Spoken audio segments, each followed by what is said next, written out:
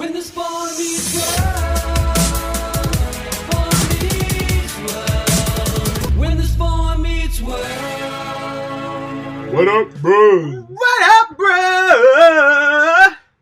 Welcome to Bro Beats World. What was that? What up, bro? What up, bro? And welcome to Bro Beats World. What is Bro Beats World? There you go, your boy Beats World Fancast. I'm Ceej. And I'm your boy Tony Coitus. Welcome to episode 52. Ayo. 52. This episode is about a pig. This little piggy. Yeah, we go there. But I will say that there are layers to this piggy story that I would like to explore. I actually found there to be layers too. Here's the thing. Would you say they're bacon layers? There's gonna be a lot of bacon jokes. No, I just have to say that I think that this episode is the reason why I wanted a pig growing up. Really? And between this and Barney getting a teacup pig on How I Met Your Mother, like, it really influenced my decision. I was looking into it for a really long time. I think I remember your obsession with getting a teacup pig. I started a GoFundMe. Yes, you did. That's so true. There was like a time when everyone wanted a pig. I'm like, why does everyone want a pig? Since this episode, I want one. Always wanting strength. You know what? I was the guy who, I didn't really want one, but if I was going to do one, I was going to do the pet monkey. That's my TV trope. Okay. You know? The flinging shit is a deal breaker for me. Oh, and pigs rolling around and shit? Well, listen, CJ, I've looked into it. I've done a lot of research, and I can tell you that pigs only roll around in mud as a sunblock when they're outside, but if they're indoor, they do not need to. Ooh. They're smarter than dogs. They can be kitty litter trained, and, they can do dope tricks. And this has been Pig Talk with CJ. Don't get me started. I did have bacon last night. Oh, God. Disclaimer. What would Little Cory say? I know. Okay. Are you ready? Should I do the Tell Me About It? Yeah. Tell me about it. Tell me all about the show. I kind of like, but I never really know if you're going to do the extended version or if we're going to just get the radio edit. I like it to be unpredictable. It's like, when you used to watch TV shows on syndication, and you're like, are they going to do the theme song or are they just going to skip right to the episode? Yeah, you're right. I like it. Anyway, I hope you like our anticipation. This is season 3, episode 6, This Little Piggy. Yeah. Eric is having aspirations of attending Yale, which we will not even go into. Meanwhile, Shawn decides to keep an abandoned pig as a pet, but Topanga feels that an apartment is not a proper environment for a hog. Will Cory side with his best friend or his girlfriend? Let's get into that. So do you just want to get Eric out of the way? Yes. Because he is the B storyline, but I feel like there's so much to talk about with Topanga and Cory. Yeah. And Shawn that I want to go into that. But Eric wanting to go to Yale. First question, what's this show's obsession with Yale? Because it's the same college that Topanga turns down for Cory later on. I will say that, I think a lot of writers go to Yale. I don't know that for sure, but I just think a lot do.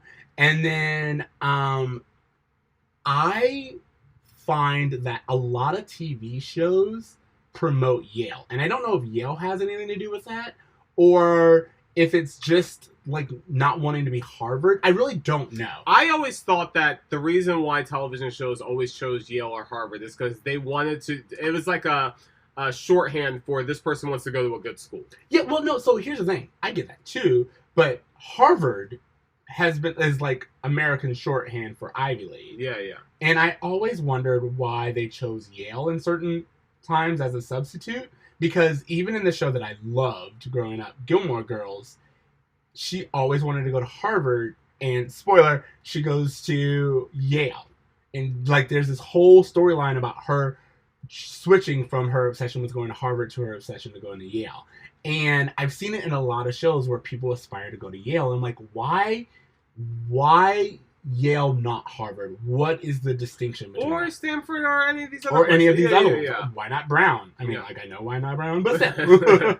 There might be some allegiance there amongst the writers or the staff, but I just found it funny that Yale was what Eric chose. Yale. Out of all the colleges out there. But I do like him and Feeny having mentorship time. Like, I like that. I like the dynamic. All right, so first of all, I do definitely love that immediately we get some Eric and Feeny story subplot. We get Eric, which, by the way, did he show Feeny a dirty magazine? I think so. Because he just straight up, it goes, the girls of something like of college or I don't know. Ivy League. The girls of Ivy League. And I'm like, what magazine would that be? Maybe a Sports Illustrated. I mean, something you wouldn't show the principal of your Either school. way, it's something that I'm assuming Eric is using for extracurricular time. So I was like, did you just show this to Feeny? And it's okay. But then also, we saw last episode that Eric wanted to be a weatherman. So like, there's some idea of aspirations, but he's choosing colleges based on girls. Yeah, it almost seems like, I guess maybe the natural evolution of Eric. For a while, he was obsessed with girls, then he was obsessed with school, and they kind of just merged the two to make this conflict with him. But it is really dumb, because, like, Eric does no research on what Yale is. He doesn't even pronounce it right. He has no chance of getting into the school, and the whole motivation for the episode is Feeny kind of, like, allowing Eric to believe that he could get him into the school somehow. Well, no, I don't think Feeny ever does that. I think Feeny allows Eric to be Eric, which is do no research, not really look into the situation, and assume.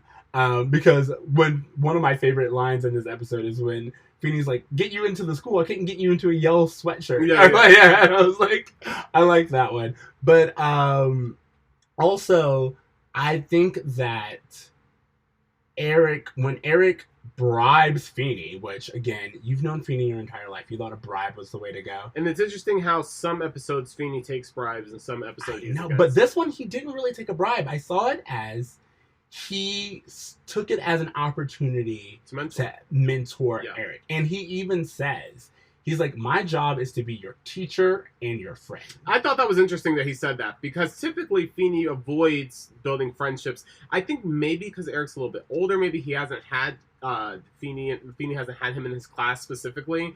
I think it's clear that Feeny has, besides the writers being like, Eric and Feeny, I honestly just feel like Feeny has a connection to Eric. Yeah. And I can't explain it, and I don't know why. Maybe it's because Eric's like the unteachable, or like Eric's more of a challenge than all these other students. I don't get it, but I did love this idea of Feeny basically admitting that he has a special relationship with Eric, and he takes Eric's education, Eric's future more seriously. Well, what Feeny tries to convince Eric is, because Eric tries to bribe him with tickets to the opera, and Feeny is the one who's like, hey, colleges are really interested in people who have, like, interest in the arts and just, being well-cultured and things like that. And he convinces Eric to go to the opera with him, which I just thought was, I mean, obviously this is a B storyline. It's not a super big storyline or plot, but the idea of introducing children to the arts, I think, is a huge deal. Absolutely. And so I think even though this was kind of a silly beeline, I kind of respect it for what it was. Well, it also showed it's not just introducing students to the arts for the sake of doing so. It's kind of showing Eric where it applies. He's like, by the way, colleges are going to look out for something like this. Yeah. He even then starts to speak Eric's language, and he's like, what if you go to one of these schools? Not going to happen, but what if you go to one of these schools and they want to know something? One of these girls wants to talk to you about culture. Wouldn't you like to have something to say? Which I thought was really good. And again, he's speaking Eric's language, which is girls. If girls were your motivation, how do you get a girl that goes to an Ivy League? You have to know more than just what you're willing to. Sure. And you have to pick up other interests. And I think that that's really great. I'm not crazy about the motivation, but I am really happy with the result, which is that, in a way, Eric responds to that, and he even picks up more interest at the end. You know, he's like, "Whoa, what about ballet? And what about Sure, I thought that was all really this cool. other Yeah. stuff?" Yeah. I also like that Eric only got interested in opera once he heard Bugs Bunny music. So first of all, the moment it starts, I was like, "It's Kill the Rabbit!" All right, Mr. Feeny, look, it's a nice try, it's a nice plan, but don't you see, this kind of stuff is lost on a guy like me.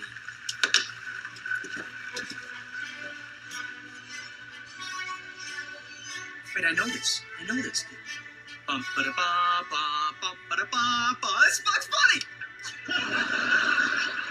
Bunny! Which again, I think, and please feel free to participate in this, but I think that that's kind of what both this episode is trying to say and what Feeny was just trying to say, which is that culture and art and all this stuff is all around us, and most of our generation does know that song as Killed a Rabbit. Like, you know, it's like, we don't know it as, I didn't even write down what the composer's name was. Wagner. But I don't know it as Wagner. I know it as that scene, but because of that, I do have an appreciation for that music. And cartoons from earlier decades, the Warner Brothers cartoons especially, they're so good at using classical music and classical comedy. And there's so much art in those TV shows that it's, for me, it's like, it was a way to get children, or just to get most of America interested and aware of things that were maybe beyond what they would have done on their own. Side note, well, I kind of wish Warner Brothers cartoons were still like popping now. Like, they haven't been able to stand the test of time as much as some of these other cartoon franchises. And I mean, I'm sure they're all based off of speech impediments, and I'm sure there's a lot of other shady things going on. But it's interesting that they haven't found a way to modernize them the way they've attempted to modernize so many other franchises. Well, they actually have. They've redone Looney Tunes quite a few times. Oh, yeah. And I will say that I watched, this was like years ago, I watched one of the newer versions of Looney Tunes. And it was actually really funny. It has the same kind of sense of humor, but with a modern take. And like everyone, instead of like their speech impediments being their defining characteristic, it's their personalities. So they really lean into Bugs having an ego, and they really lean into Daffy being selfish and self-involved. And those things to me are like, what's his name? The pig. Porky. Yeah. Porky kind of being like this low ball, like meek individual until like the pressure is on, and then he really comes in. You know, all the things that were kind of in the original storylines, but focusing on that. And I think it's great. But unfortunately, with Looney Tunes, one of the problems is when you go back and watch it, a lot of America is in those shows, which means there's a lot of racial insensitivity. There's a lot of Pepe Le Pew is all about sexual harassment. Like Speedy Gonzalez has a cousin named Slowpoke Rodriguez. Again, he's just, I know he's so tired. And that's what I'm saying. It's there's lots of things where you're like, oh yeah, this should not be shared with children because it's a lot of what we're trying to rally against. But as someone who was already exposed to it, I can look past it. Sure, you know what I mean? So maybe that's it. Maybe it's something we show kids once they're no longer kids. Yeah, exactly. All right, going back to the episode. What else did you like about Eric and Shawn's storyline? Or not Eric and Shawn, Eric and Feeny's storyline. Again, I just thought that it was just a really important lesson for Eric to learn that college is about more than grades. And I like that even on the television show, they're showing the importance of extracurriculars and just having interests outside the school and the role that plays in college. I mean, obviously everything we know about college is a dumpster fire lie that was told to our entire generation. But at least at the time of this episode, it was this thing that I thought was a pretty cool message. So absolutely. And the only thing I will say is I like how it ended with Eric being like, no, I feel like the whole fat lady sings bit at the opera. Oh, yeah. I just thought that was cute and it was funny. So the main course of this is, let's talk about the piggy storyline. Shawn finds a pig. He said he was at his old trailer park, and he was where the trailer used to be parked, and he was digging around some old stuff, which is sad. And he finds a pig that got abandoned there. He says that the trailer park owner said that some guy just drove off and left him there. And so he brought him home. And he now has this pet pig that he named Little Cory. Yeah, absolutely. And I think, so you kind of like hit the nail on the head, but I think that what's interesting about this storyline is it starts off very ABC, TGIF. We have a pig now. And I'm like, okay, why are we doing this? Okay, whatever. But there is, even with that, I'm like, okay, well, what's Shawn's motivation for having this pig? Because he says, Cory, this has nothing to do with you. And then he says, meet Little Cory. And it is kind of like the thing, Cory assumes, oh, it's because you're jealous that I'm not around anymore and I'm with Topanga. Yeah. And so you feel like you need to do this. And Shawn's like, no, that has nothing to do with that. And I would agree. However, we still do have the storyline and the, I'll say, tension of Cory between Shawn and Topanga. I thought it was interesting that he named the pig Little Cory as well. I thought it was one of those things where it's almost as if Cory, the name of Cory, is synonymous with the word friend. And I think that's how it's being used. Beautiful. For Little Cory. It's like, I'm not naming this person after Cory for the sake of naming him after Cory. I'm naming this pig after a relationship that's meant a lot to me, and I hope that my relationship with this animal will mean a lot to me as well. See, so I love that, and I think your interpretation is so great. I kind of looked at it as Shawn being the caretaker, for once. And Cory's always his caretaker. Cory's always his rescue. And for Shawn to be in that position for once is kind of how I saw it. It's like him being able to pay back a debt that he doesn't feel he's able to pay back. At least that's how I saw it. But I like your interpretation just as much, because the idea that the word Cory or the name Cory is equal to friend to Shawn it's so truthful. And it's interesting too, because once Cory sides with Topanga, you really see that Little Cory becomes Shawn's only Cory. And so just what that means to him, I just thought was really interesting, because you're right, because this could have been, I feel like there's a Full House episode, there's a Family Matters episode where someone gets like a pet snake or some ridiculous pet animal, and like the whole plot is like, oh, the animal got loose, or the animal caused a mess, or there's a chaos, or there's a party and there's a snake loose, some shit, whatever. Yeah.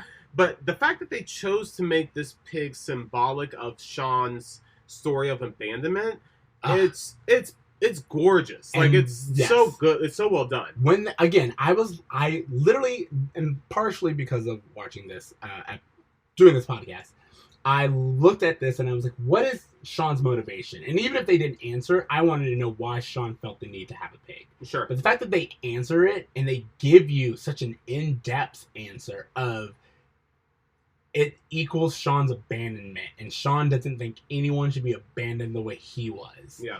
Is such a pull on the heartstrings. Yeah. And just so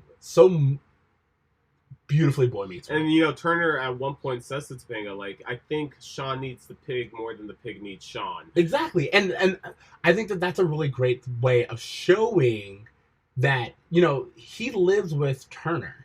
And Turner is an adult who at any point in time we'd be like, no. But Turner isn't letting Shawn take advantage of him. He literally sees Little Cory for who he's supposed to be, which is some kind of emotional substitute. And Turner even points out that Shawn takes really good care of the pig. Exactly. And I think I think it's really great to see, even though the pig is seen interrupting Turner's wet dreams. Yeah.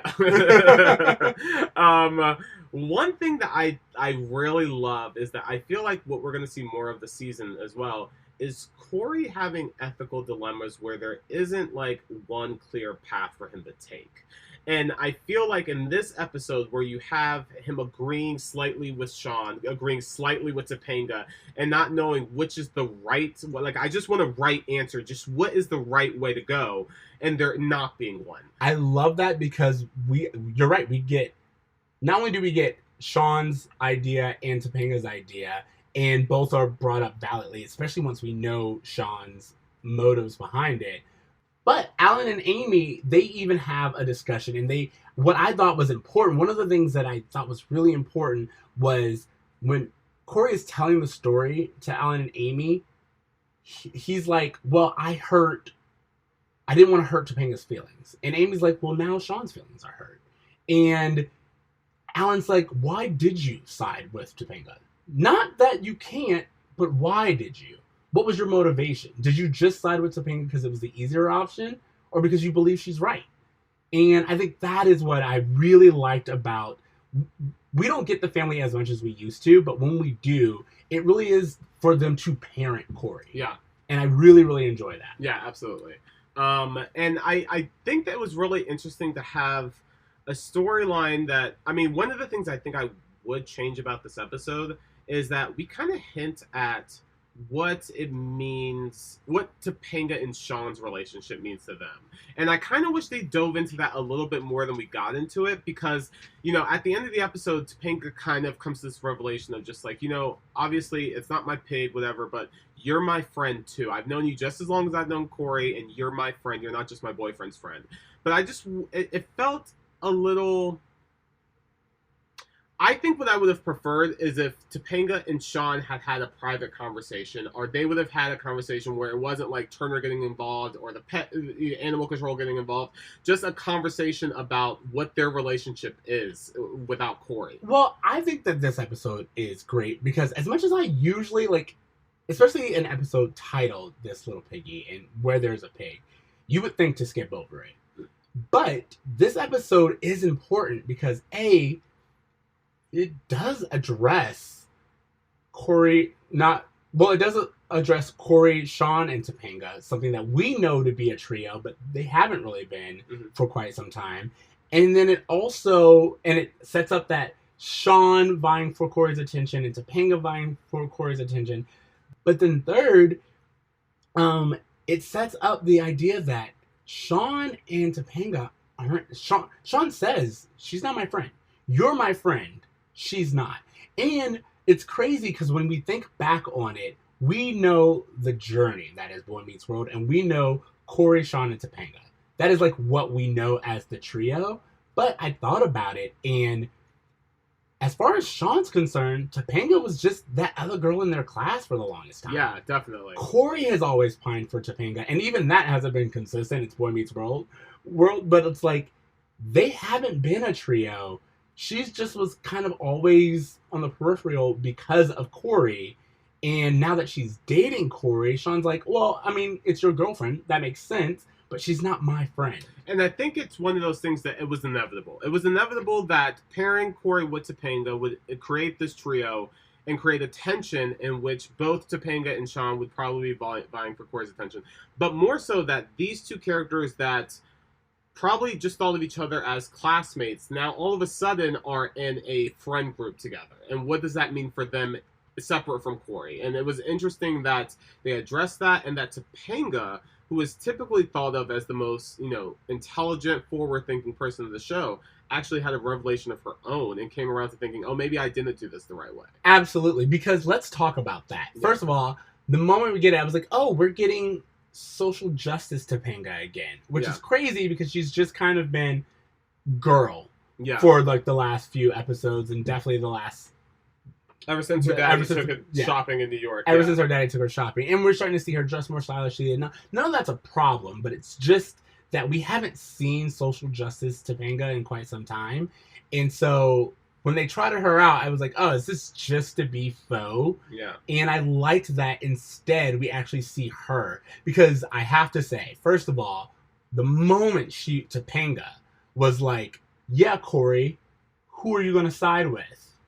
I was like, oh, I don't like this at all. No. And it's something that I understand someone her age doing, a girl being like, hey, you're my boyfriend, you're supposed to side with me.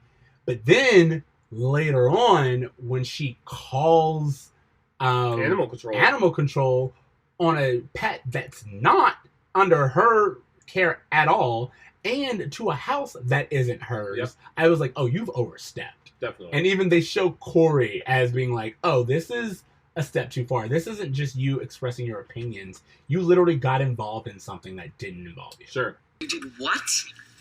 Topanga, he has a good home. Cory, let's get you out of here. You coming with us? Let's go. Cory? Look, Topanga, you put me in the middle of something, and I just gotta say, as much as I love you, that wasn't right. And now to call the animal control, I can't believe you would do that. Come on, Shawn. We got some serious pig hiding to do. Yeah. And you know what? It was interesting too because the animal control comes and it's almost Animal Control, who is Victor, played by Al from Home Improvement. yes. And I was like, it's Richard Karn. But I was like, is this like, I was thinking for a second it was going to be like a crossover moment. But I think it was just one of those stunt Well, casting. I don't know if you remember me telling you that the sets were right next to each other and that the kids went to like studio school together. Yeah. So I mean, also Amy has a reoccurring role as Jill's friend on Home She Improvement. does. I remember that. Chet is Tim Allen's friend on Home Improvement. So there's a lot of crossover just because the sets were really close. Okay. But I thought it was interesting that it was ultimately Topanga who got Turner involved and came up with this idea to stop the animal control. So she understood that she overstepped and she took an action to correct that, which I thought was cool. Very true. And then also, I kind of liked the Topanga and Turner pairing. Again, this is something we see very often. We don't really get to see Topanga and Turner. And I love the idea that Turner had a moment, just like he would with Shawn, just like he would with Cory, and really was like, hey, maybe there's more to this than you're actually giving it credit for. Yeah, definitely. Also, I really loved that Cory he's like, hey, Topanga, you put me in the middle of something, and that wasn't right. And again, there's just like this idea of fleshing Topanga out as a fully formed character, someone who, she's no longer that perfect girl. She is seen as someone who makes mistakes, and I think that's one step closer. Well, that was also a criticism we had about her last season, was that she was always portrayed as just being just this so smart and so forward thinking and just always having the right answers to everything. It's great to see her fumble. Like, it's great for her character. The one critique I will say is that they do so in the way that she's the nagging shrew.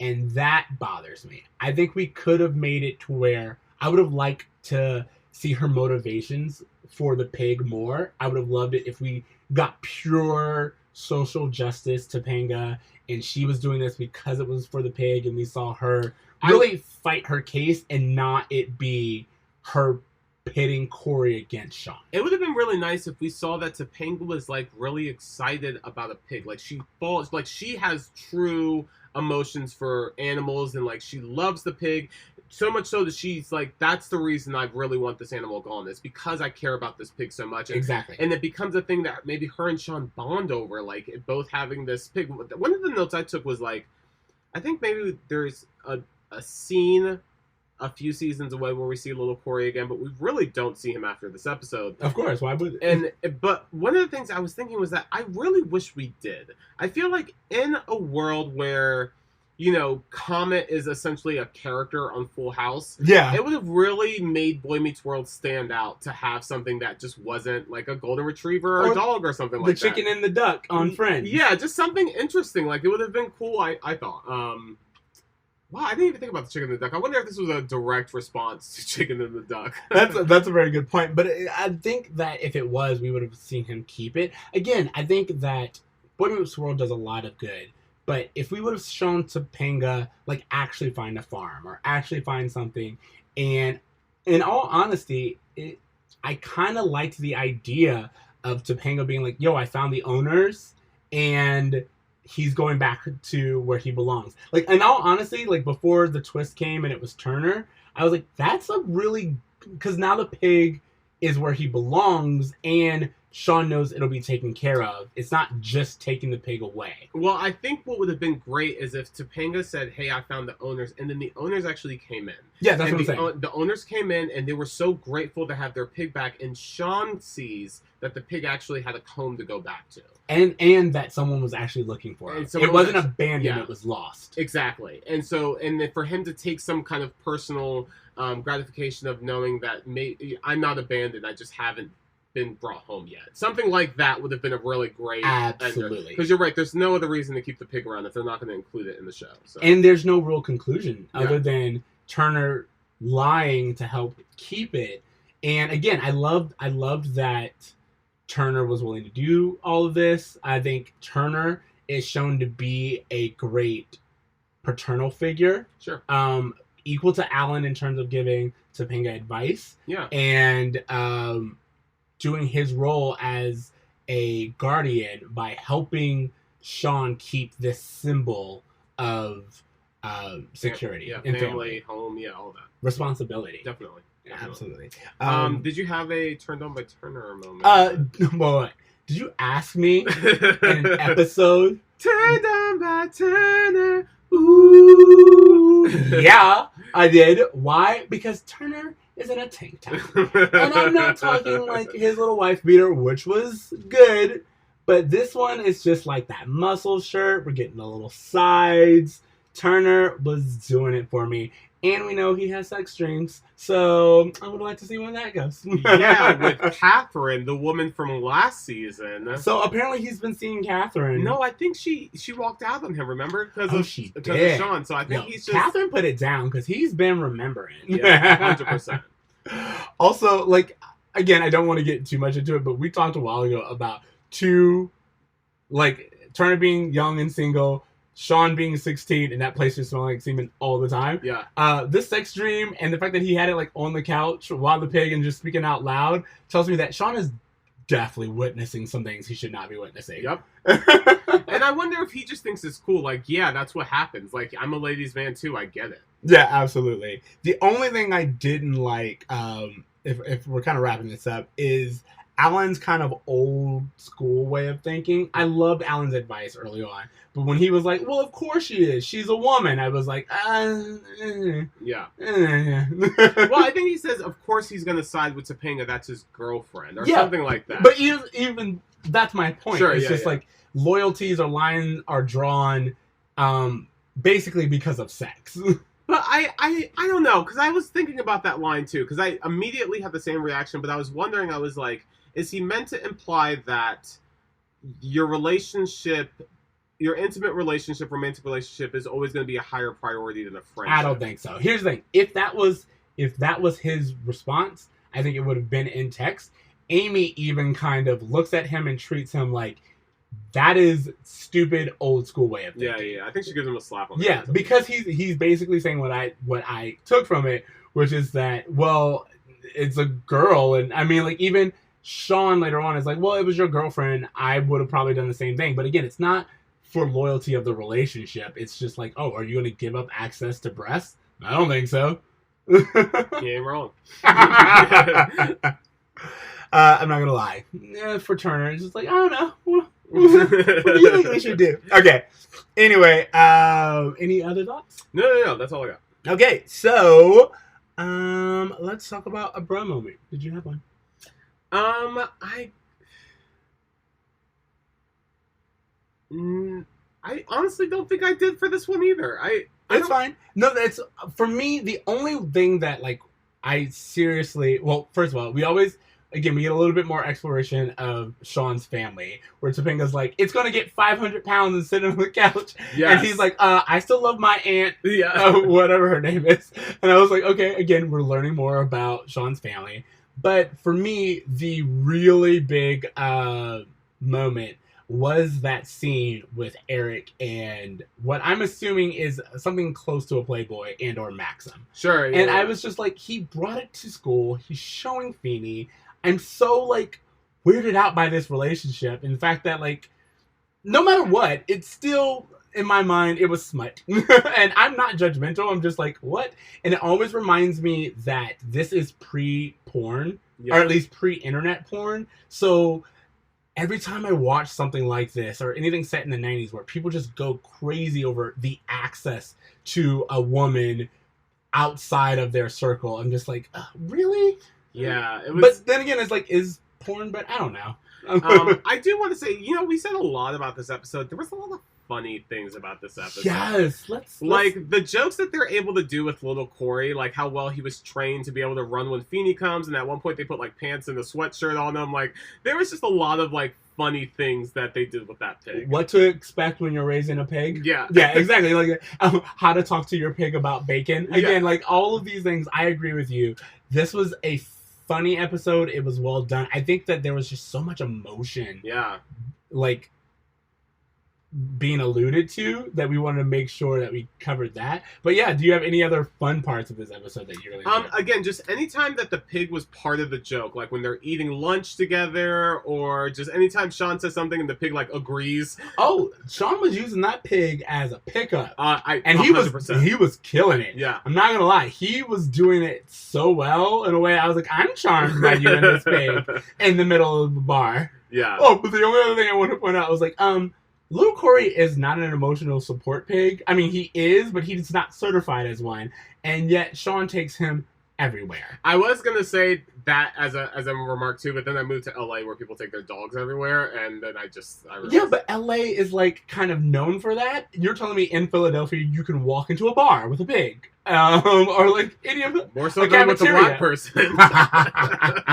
Apparently, that is true. The pig I understand, but what's Eli doing here?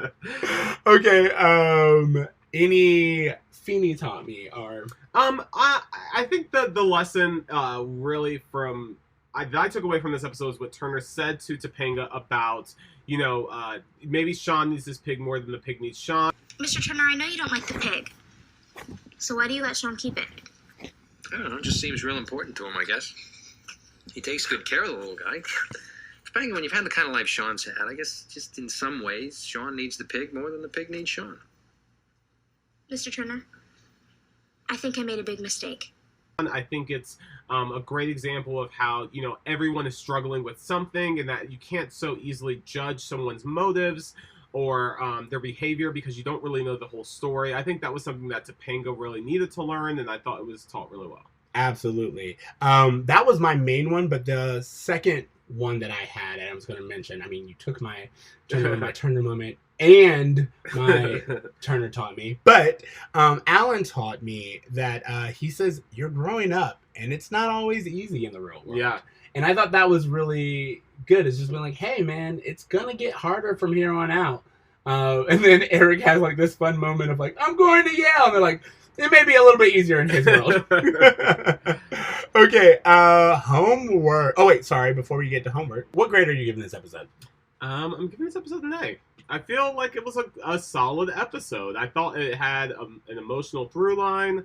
I thought that we learned a lot about our central characters and that Topanga and Shawn both grew. And I thought we saw a lot of mentorship from Turner. I just thought it was a good episode. So again, I wasn't like the most entertained by this episode, but I will say that it was just a solid, well-written episode. So yeah, I'm gonna give it an A-. I feel like this episode definitely has meat on the bones, and I think certain things could have been done better. I've already aired a lot of my grievances. Yeah. With like Topanga kind of only being the girlfriend and not the activist, which is what we know her as.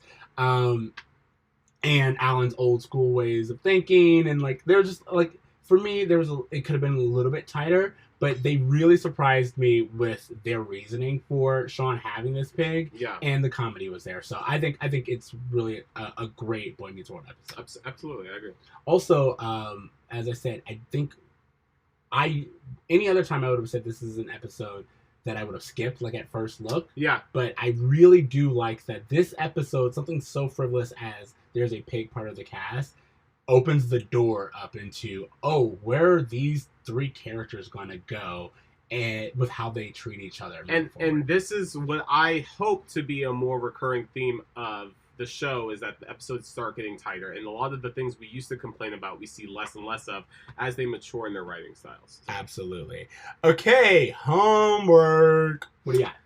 Well, I was reading an article where the president of ABC was talking about how, you know, they're looking to maybe do a spin-off of Fresh Off the Boat, spin-off of all these other shows, and then someone was like, you know, ever since I got to the network, we have been trying to find a show like Happy Endings.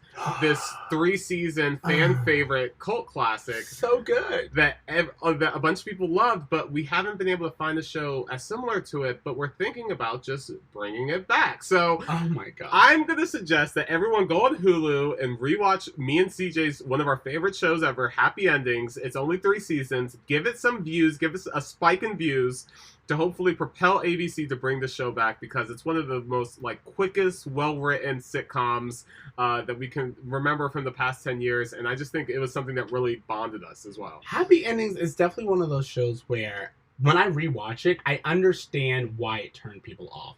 Because it needed... we were doing things week to week, and it needed that time to find its voice. And I think it was a show that would have benefited from this binge culture that we have, where you release everything at once and everyone could have watched everything at once, and they would have gotten the characters in a much quicker way than back when you and I first started watching it, where it was like, I remember being like, yo, did you watch Happy Endings? And every week we'd be like, yo, a new episode's out. But this was something that caught our attention very early on. It was just a really, it took this classic sitcom format of a Friends or a How I Met Your Mother, but it modernized it in the way that it was shot with single camera instead of 3 camera, and it was also something that was just written with the wit of an Aaron Sorkin as far as the quickness of it, but with the pop culture-ness of just the kids who grew up watching True Hollywood Stories us. Absolutely. And so it was just the perfect marriage of just great characters, great writing, and just these performances from these actors that just week to week just brought us back and we fell in love with. So I don't know. A rom-com con. It is. There's so many stupid so jokes. many little things. It's what is it? It's a gay turkey party. Oh my god, a gay turkey party. And then I was thinking of you could be Braff all day, bro. I'm a skull. And it's just it's just really, all of these are pop culture references stuffed into this TV show, and the characters were great. I remember a lot of people, first of all, interracial couple that's successful, and race is very rarely brought into their relationship, and if it is purely comedic, and they're hilarious, well aware of the joke. And then Damon Wayans Jr. phenomenal, bringing in the Wayans charm perfectly, and the perfect vessel for him as an actor. Absolutely. And then you get Casey Wilson is fantastic. Casey Wilson is one of my boyfriend's favorite actresses. Love her, and she does amazing in her character. But then also I was gonna say, I think his name is, oh god, who plays Max? Adam Poley. Adam Poley. Yeah, I thought that's what it was. But Adam Poley, him playing Max is hilarious, and he was kind of the very first televised version of a gay dude that was not a cliche gay dude. Loved it. He was the slob. He was the overweight one. He was but not in a very bitchy catty way. He was one of the boys.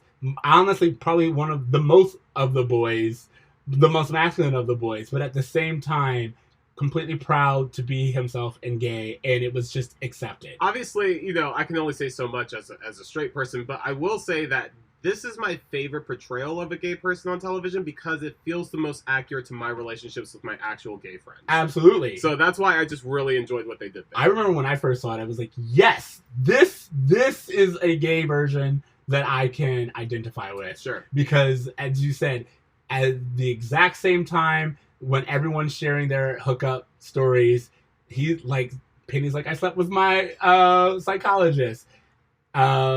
Dave is like, I slept with Alex last night and she wanted it. And Max goes right in and is like, I slept with the pizza guy. But it's just it's just as casual. He's allowed to be just as sexual, but also not be the gay character. Sure. So. And also, we just haven't seen these characters since, they were around when Obama was in office. So it'll just be really interesting just to see how they perceive just the changing of times. Absolutely. I would love it. Oh, God, you made me happy just thinking about it. Just stream it, guys. We'll bring it back. Okay, so speaking of television shows, my homework this week is a show on HBO called Euphoria. And I don't know if you've heard of it, but basically it the story is of teenagers in high school, like a modern tale of 2019. And if you're a fan of Boy Meets World, of course you went back and you looked at, we're comparing a lot of our high school experiences to this show. But I found this show, I've only seen the first episode, but such an awakening into the modern high school tale. And this is not Boy Meets World. I will say that from the beginning. They are having sex. They are doing drugs. They show nudity. They are sleeping with adults, but they're not sleeping with adults in that whole Riverdale or 90210 type way of, it's like, no, in a very realistic, I am lying about my age and I'm signing up for something that I don't really understand situation. And it both made my heart hurt and made me so interested in the story of how we're telling teenagers' tales now. Because as much as it saddens me and it kind of freaks me out being older, it is so real.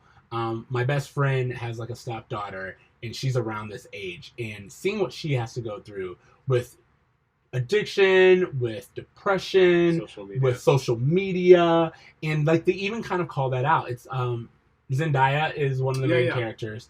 And again, this show, I just could not speak. Like, the entry of it, the first 5 minutes, you were like, yes, these are children who have always been born in a world with danger. The main character talks about being born 3 days after 9/11. And it's like, what is it like to grow up in a world that always makes you feel anxious? And what's it like to be kind of helpless and in a position in life where the adults clearly don't have it together and everyone else is just competing for attention. Sure. So, Check it out. Absolutely. So check out Euphoria on HBO. That is our homework. Anything else you want to say? No, I think I'm good. All right. So thank you guys for listening to Bro Meets World. Remember, you can find us on Spotify, iTunes, Stitcher, Apple Play, all of those places. Make sure to leave us a rating. You can follow us on Twitter and Facebook, all the places, Instagram at Bro Meets World, or email us at bromeetsworld@gmail.com. You can find me on Twitter, most likely live tweeting about Euphoria. So if you don't mind spoilers, just follow me and you'll get some more insight. But that's Extra Ceej. That's XTRACEEJ TC. You can find me at @braverme, @braver.me on Instagram.